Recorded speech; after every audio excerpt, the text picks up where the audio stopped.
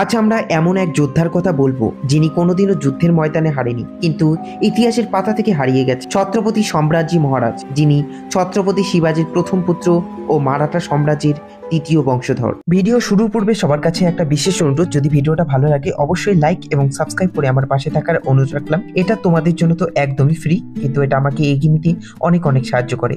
তো চলো শুরু করি আজকের এই ভিডিও। ছত্রপতি সম্রাজ্ঞী মহারাজ ছিলেন একজন মারাঠা সামরিক রাজা আর এক কিংবদন্তি রাজা শিবাজী মহারাজের সন্তান। মারাঠা সাম্রাজ্যের ভারতীয় মাটির সন্তানদের দ্বারা প্রতিষ্ঠিত হয়েছিল, যারা তুর্কি, পারস্য এবং মঙ্গল আক্রমণকারীদের উত্তরাধিকারীদের প্রতি অনুগত্যকারী ও শাসনদের পরাজিত করতে চেয়েছিল। ঔরঙ্গজেবের কাছে আত্মহত্যা না হওয়া পর্যন্ত সম্রাজ্ঞী মহারাজা মাত্র 9 থেকে 10 বছর রাজত্ব করেছিল। তবুও মারাঠার জনগণ তার বীরত্বের কথা ভুলে যায়নি। ছত্রপতি শিবাজী মহারাজের পুত্র সম্রাজ্ঞী মহারাজের একটি মহান কাজ ছিল দিল্লিতে মুঘল সম্রাটদের শক্তির বিরুদ্ধে মারাঠা সাম্রাজ্যকে রক্ষা করা, যারা পরবর্তীকালে মারাঠা সৈন্যদের দ্বারা পরাজিত ও বিধ্বস্ত হয়েছিল।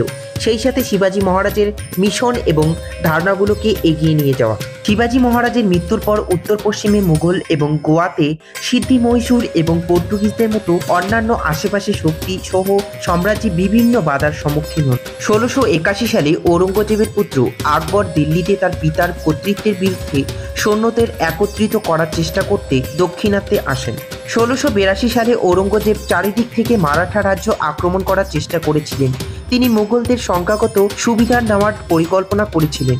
সাম্রাজ্যে আক্রমণের জন্য সুসজ্জিত ছিল এবং মারাঠা বাহিনী দ্রুত গরিলা যুদ্ধের কৌশল ব্যবহার করে স্থানীয় ও লড়াইয়ের একটি সিরিজে বিপুল সংখ্যক মুঘল সেনাবাহিনীর সাথে লড়াই করেছিল।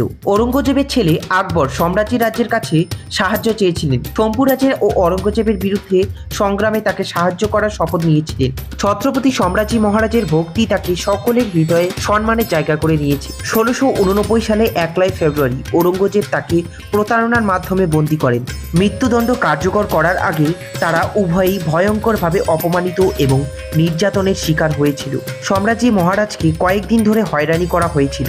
তিনি তার 3টি সবচেয়ে মূল্যবান সম্পদ দেব, দেশ এবং ধর্ম রক্ষার জন্য মৃত্যুর মুখোমুখি হয়ে অবিশ্বাস্য ও সাহসিকতা দেখিয়েছিলেন।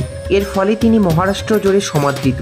লোকেরা ঔরঙ্গজেবের পদ্ধতিতে আত্মসম্পূর্ণ করতে তারা প্রত্যাখ্যানকে স্বীকৃতি দেয় এবং সম্মান করে, যে কারণে সে বিশ্বাস করেছিল যে তার সাথে আপোষ করার পরিবর্তে মরতে পছন্দ করে।